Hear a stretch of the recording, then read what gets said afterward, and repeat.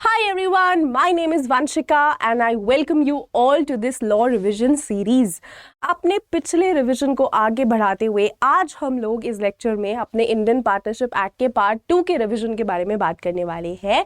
तो एंजॉय करना इस रिवीजन को एंड just साथ ही साथ में just make sure that as soon as you complete watching the video, you also end up revising it because that is very important because it is only then that it is going to stay in your long term memory.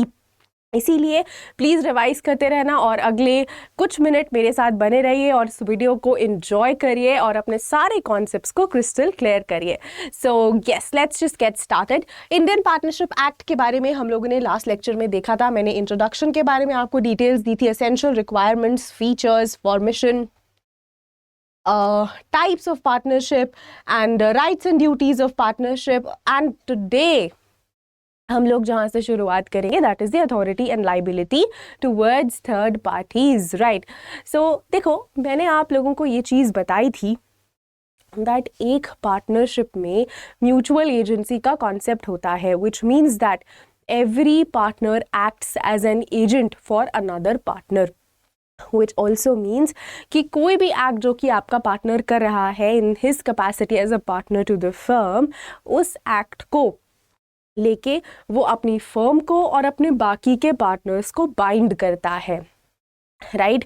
that means that this partner acts as an agent to this partner, and again in turn this partner acts as an agent to the other partner and all other partners. Right, so ये हमारा एक basic rule था. Then हम लोगों ने बात करी थी कि जितने भी ट्रांजैक्शंस आपके ऑर्डिनरी कोर्स ऑफ बिजनेस के अंदर होते हैं, राइट, रोज़मर्रा के जो भी कंपनी के ट्रांजैक्शंस हैं, जो भी पार्टनर के ट्रांजैक्शंस हैं, उनके लिए पार्टनर्स लाइबल होते हैं, राइट. जो भी कंपनी कर रही है उस सभी के लिए पार्टनर आपका लाइबल होगा, राइट. देन हमने बात करी थी कि अभी देखो कुछ ऐसी भी चीज़ें होती हैं जिनके लिए पार्टनर को अपनी अथॉरिटी जो नॉर्मली उसको दी गई है उसको या तो एक्सटेंड करना पड़ता है या रिस्ट्रिक्ट करना पड़ता है. फॉर एग्जाम्पल, इमूवेबल प्रॉपर्टी को अगर आप खरीदना चाहते हो या बेचना चाहते हो, उसके लिए एक पार्टनर को अपनी अथॉरिटी को एक्सटेंड करना पड़ेगा, right. This is the first point. Second, एक और इसका एग्जाम्पल हो गया कि अगर पार्टनर किसी के क्लेम को रेलिंक्विश करवाना चाहता है, रेलिंक्विश मतलब वेव ऑफ करवाना चाहता है, छुड़वाना चाहता है, खत्म करवाना चाहता है, तो उस केस में भी उस पार्टनर को अपनी अथॉरिटी एक्सटेंड करनी पड़ेगी, राइट. अगर पार्टनर एक बैंक अकाउंट खुलवाना चाहता है in favour of the firm, यानी कि अपने नाम पे फर्म के रेफरेंस से एक बैंक अकाउंट खुलवाना चाहता है, तो अगेन उसको क्या करना पड़ेगा, अपनी अथॉरिटी एक्सटेंड करवानी पड़ेगी. ऐसे ही और भी कई सारे एग्जाम्पल्स हैं, आप प्लीज़ उनको रेफर करना. ये वो केसेस हैं जहाँ पे एक पार्टनर को अपनी नॉर्मल अथॉरिटी को एक्सटेंड करवाना पड़ता है, राइट. तो ये हो गया. देन हमने ये भी बात करी कि देखो इमरजेंसी के केसेस में ना पार्टनर जो भी डिसीजंस लेता है, जो भी करता है, उसके लिए वो फर्म को उसके लिए वो पर्सनली लाइबल हो जाता है. इसको एक एग्जाम्पल से समझते हैं, ठीक है. लेट्स से आपके पेरेंट्स घर पे नहीं है, वो कहीं बाहर गए हुए हैं, राइट. तो अभी घर पे कौन है, आप और आपके छोटे भाई बहन. So right now the authority of making a decision is with you because you are the eldermost person, the oldermost person in the house.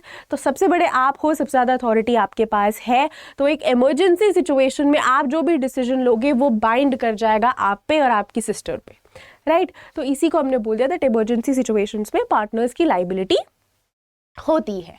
And जो भी पार्टनर करेगा to protect the firm, it will be binding on the firm. और हमने ये बात करी कि firm जो है ना, देखो अगर पार्टनर ने कोई भी गड़बड़ घोटाला कर दिया, राइट, किसी भी ऐसी ट्रांजैक्शन में पार्टनर ने या तो खुद एंटर हुआ या एंटर करवाया बाकी पार्टनर्स को, जिससे फर्म का बैड नेम हो रहा है या फर्म की रेपुटेशन को हानि पहुंच रही है, तो उस केस में the firm is also going to be liable for the wrongdoings of the partner. यानी firm उसके लिए liable होगी, means partner is representing the firm at large. For the wrongful acts done by the partner, the firm is going to be liable. Correct है। तो ये सारा था हमारा regarding the authority and liability towards third parties of the partner and the partnership firm. Next slide में हमने admission, retirement and expulsion की बात करी। तो देखो सबसे पहले तो कोई भी पार्टनर, जैसे ही फॉर एग्जांपल लेट्स से एक पार्टनरशिप फर्म में एग्जिस्टिंग 4 पार्टनर्स थे, राम, श्याम, मोहन और घनश्याम, राइट। तो जैसे ही जस्ट सेकेंड, जैसे ही आपके घनश्याम भाई, ये जो 4 पार्टनर्स थे, इसमें से एक पार्टनर जो है वो नया आने वाला था।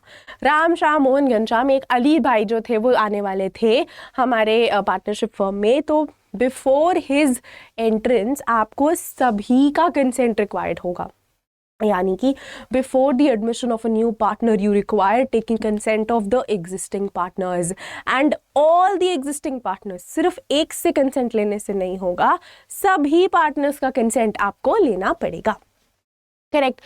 फिर हमने बात करी कि देखो अगर कोई पार्टनर रिटायरमेंट बाय विल करना चाहता है, फॉर एग्जाम्पल ए, बी, सी और डी में से एक पार्टनर को रिटायर करना था, he was fed up with all the acts of the firm, right, या फिर लेट्स से उनकी age he was nearing 60 and he wanted to sign off from the partnership, तो वो या तो उसको एक अग्रीमेंट के थ्रू कर सकता है। जैसे जब आप एक पार्टनरशिप में एंटर करते हो एक अग्रीमेंट बनता है, राइट।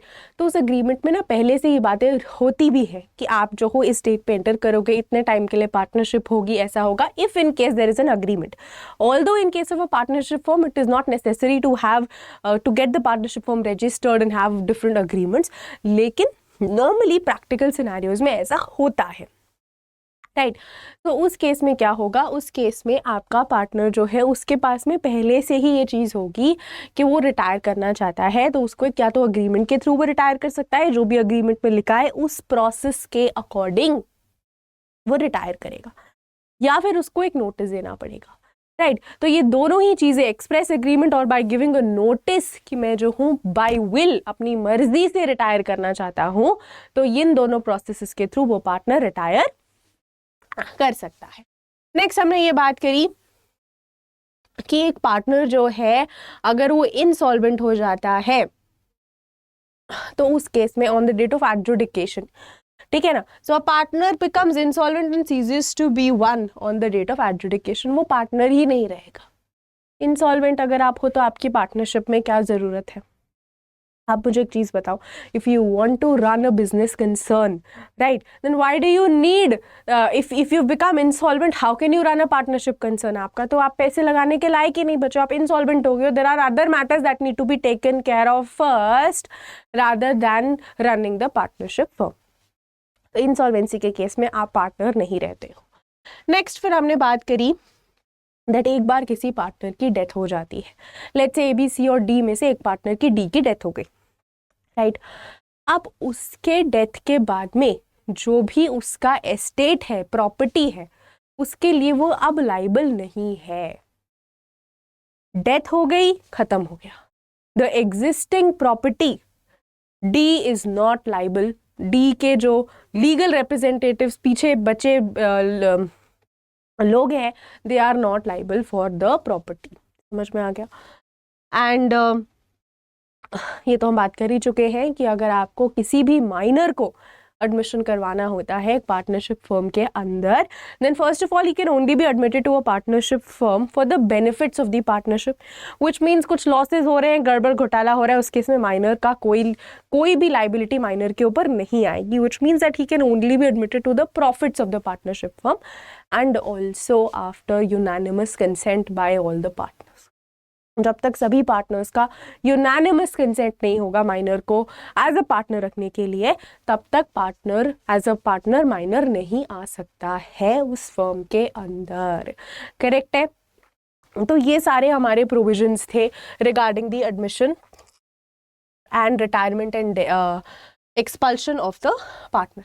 नेक्स्ट हमने बात करी है rights and restrictions for the outgoing partners, जिसमें हमने सिंपली ये बात बोली कि जैसे ही आप फर्म को छोड़ देते हो, you are no longer representing the partnership firm, obviously एक बार अगर आपने आपकी फर्म छोड़ दी है तो उसके बाद में आप कैसे खुद को बोल सकते हो that I am partner number D belonging to ABCD partnership firm? You can not say that, right? कैसे बोलोगे बताओ?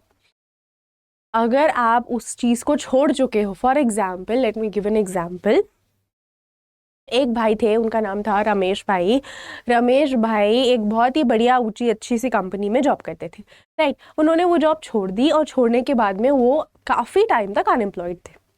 जितने टाइम तक वो अनएम्प्लॉयड थे ना, उनको ये बोलने में थोड़ी ऐसा हेजिटेशन सा हो रहा था that okay I am unemployed, so instead of saying that he is unemployed, he is on the look out for some better opportunities, वो अपने पुराने फर्म को ही कोट करे जा रहे थे कि मैं इस फर्म का पार्ट था, मैंने ये करा वो करा, एटसेट्रा थिंग्स, राइट? सो बताओ गलत क्या या सही करा? ऑब्वियसली गलत करा ना। How can you associate your name with a firm जिसमें आप अभी पार्टनर हो ही नहीं, जिसके साथ आप अभी एसोसिएटेड हो ही नहीं, आप उसका नाम कोट नहीं कर सकते हो। Once you have resigned from a particular partnership firm, you are not a part of that partnership firm, you cannot represent yourself as a partner of that firm in front of a third party, right? then अब हमने ये बात करी कि देखो A, B, C और D में से D पार्टनर ने रिजाइन कर दिया, वो पार्टनरशिप फर्म का पार्ट नहीं। वो ना ज्यादा चालाक था, उसने सोचा कि देखो यहाँ पे क्या करना है, लेट्स रिजाइन। आप लोगों ने एक मूवी देखी होगी, इस मूवी का नाम है रॉकेट सिंह। क्या होता है बेटा रॉकेट सिंह की मूवी में?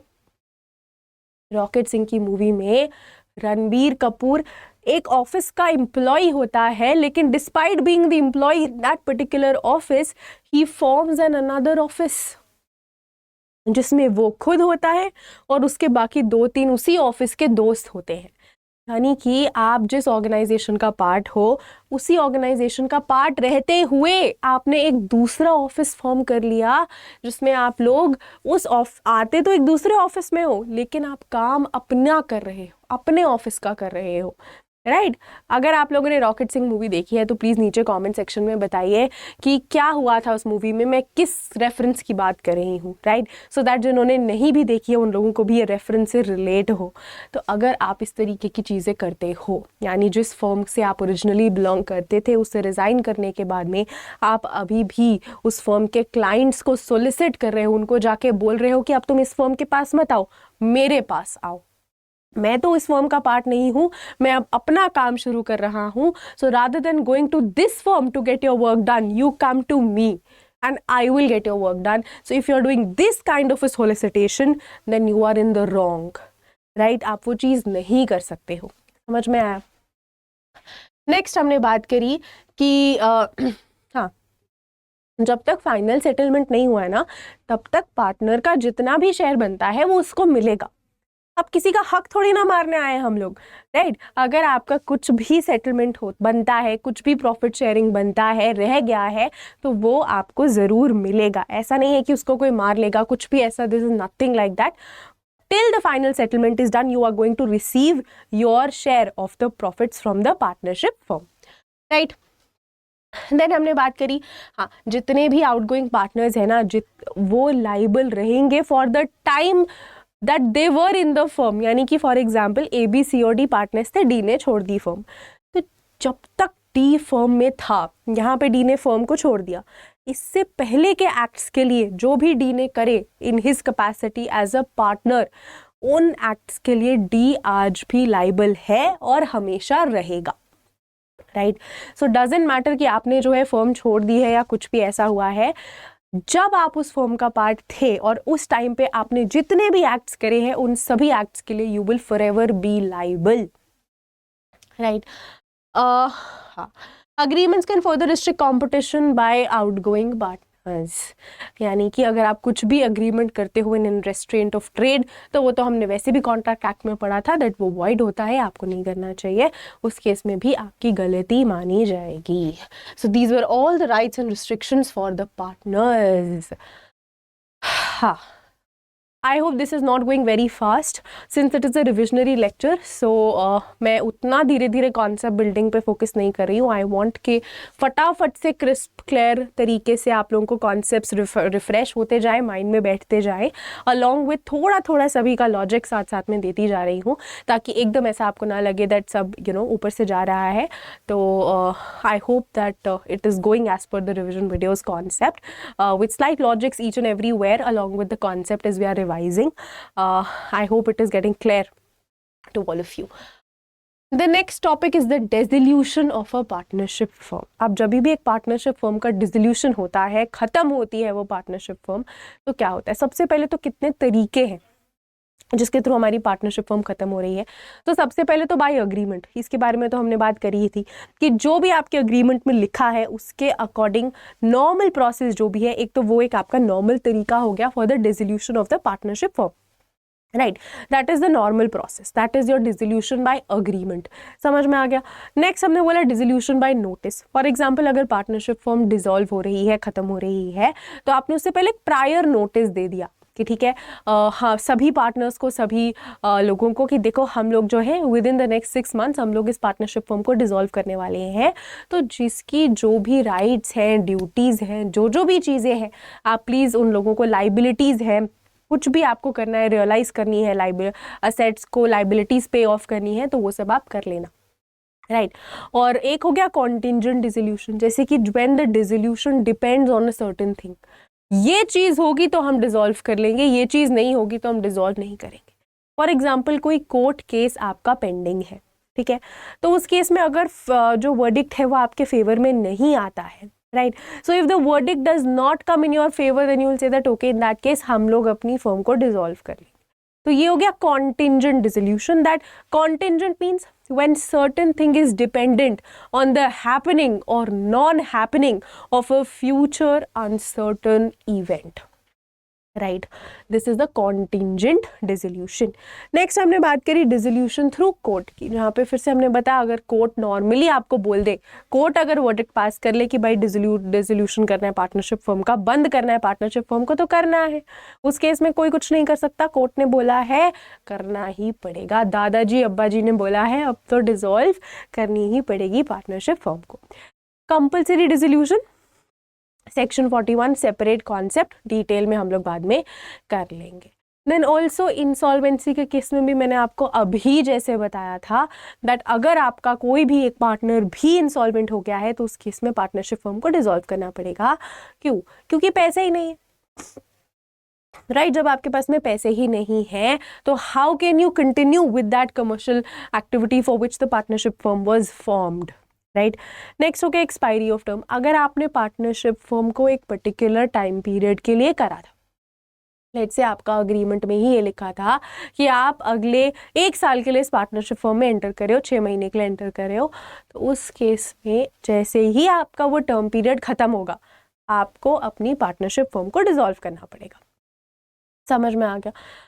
दूसरा हो गया completion of work. For example अगर मैंने किसी पर्टिकुलर चीज़ को ख़त्म करने के लिए एक पार्टनरशिप फर्म फॉर्म करी थी, राइट, जैसे ही मेरी वो चीज़ ख़त्म हो जाएगी क्या मैं अपनी पार्टनरशिप फर्म को भी डिसॉल्व कर लूँगी? Yes, as soon as my the main objective for which मैंने पार्टनरशिप में एंटर करा था, द मेन थिंग जिसके लिए मैंने पार्टनरशिप में एंटर करा था, जैसे ही वो चीज़ पूरी होगी मैं अपने पार्टनरशिप फर्म बंद कर दूंगी. मेरा ऑब्जेक्टिव जो था वो तो अचीव हो गया ना, वो अचीव हो गया. उसके बाद पार्टनरशिप फर्म का क्या काम है, तो मैं उसको बंद कर दूंगी. Right. And resignation by a partner of course, उस केस में भी पार्टनरशिप फर्म बंद हो जाएगी. पार्टनर ही नहीं है तो पार्टनरशिप फर्म चल के क्या करेगी, चल ही नहीं सकती है. राइट. तो ये हो गया. अब हमने नेक्स्ट बात करी थी कि देखो इंसॉल्वेंसी ऑफ पार्टनर्स के केस में भी ना death of a partner, insanity, misconduct, basically ये वो वाले केसेस हैं जो हमने कॉन्ट्रैक्ट एक्ट में भी पढ़े थे. एक बात बताओ, अगर कोई पार्टनर इंसेन हो गया, क्या वो एक नॉर्मल में भी as per the contract act provisions is he competent enough to enter into a contract? No.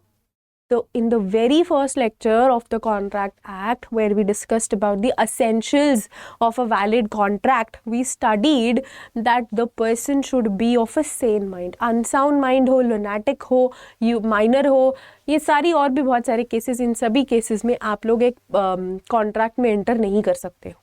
तो partnership form is governed by the contract act only, उसी से तो डराइव हुआ है.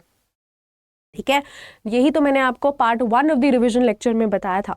तो अगर आप अनसाउंड माइंड के हो, लुनाटिक हो, तो आप वैसे भी कॉन्ट्रैक्ट कर ही नहीं सकते हो. तो जब आप कॉन्ट्रैक्ट में एंटर नहीं कर सकते हो, then of course you can not also be a part of the partnership firm. समझ में आ गया. इनकैपेसिटी भी आपका सेम कॉन्ट्रैक्ट एक्ट के प्रोविजंस के थ्रू ही लिंक करके सिमिलर लॉजिक से बैठ जाएगा. And breach of an agreement, अगर कुछ भी ऐसा होता है जिसकी वजह से आपका अग्रीमेंट ब्रीच हो रहा है, आपने कोई अग्रीमेंट करा था, वो अग्रीमेंट आप पूरा नहीं कर रहे हो, फुलफिल नहीं कर रहे हो, ब्रीच कर रहे हो, तो उसके ब्रीच मतलब क्या, आपने उन कंडीशंस को फुलफिल नहीं करा, तो उस केस में भी आपकी पार्टनरशिप फर्म डिसॉल्व हो जाएगी. Dispute among partners. अब मुझे एक बात बताओ, ए, बी, सी और डी, ये 4 लोग पार्टनरशिप फर्म में एंटर करे थे, और अभी देखो ना क्या हुआ, इन लोगों के बीच में झगड़ा हो गया. ठीक है, तो अगर इन लोगों के बीच में झगड़ा हो गया, तो उस केस में can they continue with the partnership? भाई बात ही नहीं हो रही आपस में जिस बात पे, जिस प्रॉब्लम को लेके झगड़ा हुआ है, वो प्रॉब्लम सॉल्व ही नहीं हो रही है, बढ़ती जा रही है, खिंचती जा रही है. Then how can they really continue with the partnership firm? How will they be able to achieve the objective of the partnership firm? वो नहीं कर पाएंगे, राइट. तो उस केस में भी आपको अपने पार्टनरशिप फर्म को डिसॉल्व करना पड़ेगा. तो ये था आपका पूरा dissolution of a partnership firm का concept. Now winding up and settlement of accounts. तो देखो, जैसे ही आपके पार्टनरशिप फर्म डिसॉल्व होती है, आपके पार्टनर्स के पास में ये राइट आ जाता है कि वो सभी के अकाउंट्स को सेटल करे, राइट. जिस भी पार्टनर का जो भी ड्यू बनता है उस पार्टनर को दिया जाएगा, अपनी सारी लाइबिलिटीज़ को पे ऑफ करा जाएगा, असेट्स को रियलाइज करवाया जाएगा, और एक नॉर्मल वाइंडिंग अप के प्रोसेस को फॉलो करा जाएगा. सो वही चीज़ यहाँ पे भी लिखी हुई है, that they have the right to winding up as soon as the dissolution order is passed, then they have the right to wind up the firm's affairs. Then हाँ, अब फर्म की जो भी प्रॉपर्टी है, एक बार आपने वाइंडिंग अप ऑर्डर कर दिया, तो फर्म की जो भी प्रॉपर्टी है उस प्रॉपर्टी को ही यूज करा जाएगा टू पे ऑफ द फर्म्स डेट्स. ठीक है, फर्म जिसको भी पैसे वो करता था, वो फर्म की प्रॉपर्टी, फर्म के असेट्स, उसी से तो आप पे करोगे, राइट. और किस चीज से करोगे? इन सभी चीजों को आप पे करोगे यूजिंग द फर्म्स प्रॉपर्टी. समझ में ऑब्वियसली कि आप सबसे पहले डेट्स को सेटल करोगे, और उसके बाद में जितने भी आपके सरप्लस एसेट्स बचते हैं, फॉर एग्जांपल आपने क्या किया, आपने फर्म की प्रॉपर्टी को यूज कर दिया फर्म के डेट्स और लाइबिलिटीज को पे करने के लिए. Even after paying, you were left with certain more assets which belong to the firm. उसको आप पार्टनर्स में या तो उनके PSR में इक्वल या फिर इक्वली, जैसे भी आप लोग का अग्रीमेंट होता है, उस रेशियो में डिस्ट्रीब्यूट कर दोगे.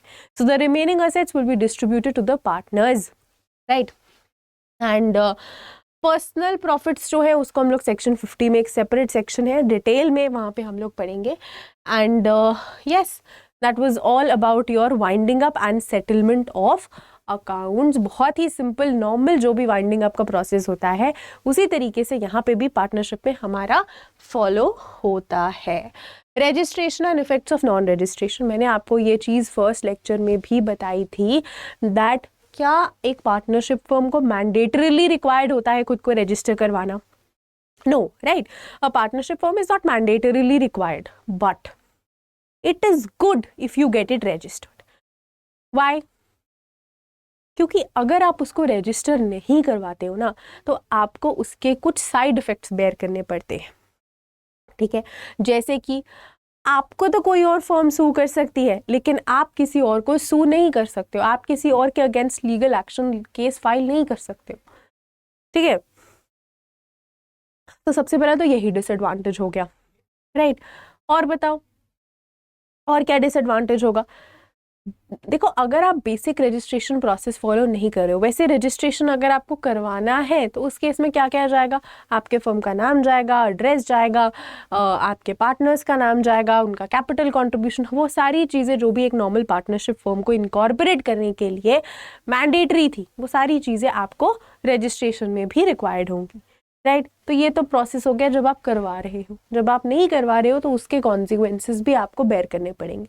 सो although legally it is not mandatory to get your partnership firm registered, however it is essential for some things to go as per the law that you get your firm registered. Meaning, ma'am बहुत भारी हो गया, English समझ में नहीं आया। Meaning that अगर आप चाहते हो कि आप कुछ चीज़ों को कर पाओ जैसे मैंने आपको बताया, तो उस केस में आपको पार्टनरशिप फर्म को रजिस्टर आइडियली करवा लेना चाहिए। और एक बहुत इंपॉर्टेंट बात, जैसे रॉयल, क्राउन, ये सारी चीज़ों का यूज़ प्लीज़ मत करिएगा पार्टनरशिप फर्म के साथ में जब तक कि आपने स्पेसिफिकली गवर्नमेंट से इस चीज़ के लिए परमिशन नहीं लिया है, तब तक आप इन वर्ड्स का यूज़ नहीं कर सकते हो। Non-registration restricts a partner's right to sue the firm and limits the legal remedies already discussed in the previous sentence. And however, the third parties may still enforce claim. मतलब आपने register नहीं कराई partnership firm तो आप तो कुछ नहीं कर सकते हो थर्ड पार्टी के अगेंस्ट, लेकिन थर्ड पार्टी जरूर आपके अगेंस्ट में चीजें कर सकती है even though you are not registered. So this is the side effect of not getting your firm registered. Right? तो yes, that is it. Conclusion and key takeaways, ये तो बहुत simple है.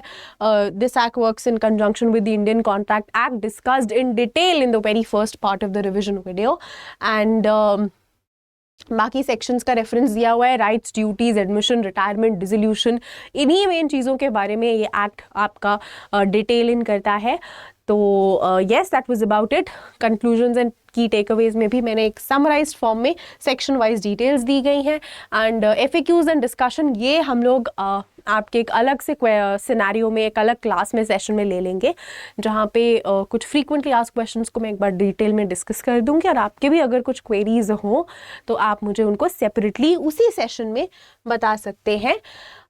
about the Q&A, feel free to ask me in that particular session. तब तक आप इस chapter को अच्छे से रिवाइज करना, और कहीं पे भी डाउट आए तो इस सेशन में, Q&A सेशन में, हम लोग FAQs भी लेंगे और आपके पर्सनल क्वेश्चंस भी लेंगे जो भी आपके इस टॉपिक से रिलेटेड बनते होंगे। So right till then, please stay tuned, take care of your health, and keep revising because it is very important for all of you. जब तक कि आप लोग खुद से रिवाइज नहीं करोगे तब तक नहीं हो पाएगा, राइट। सो मैंने तो अपना काम कर दिया है, now it is up to you to make yourself fit for the examination and score very, very well. So thank you so much for joining me in this revision class, and I'll meet you in the next session. Bye-bye.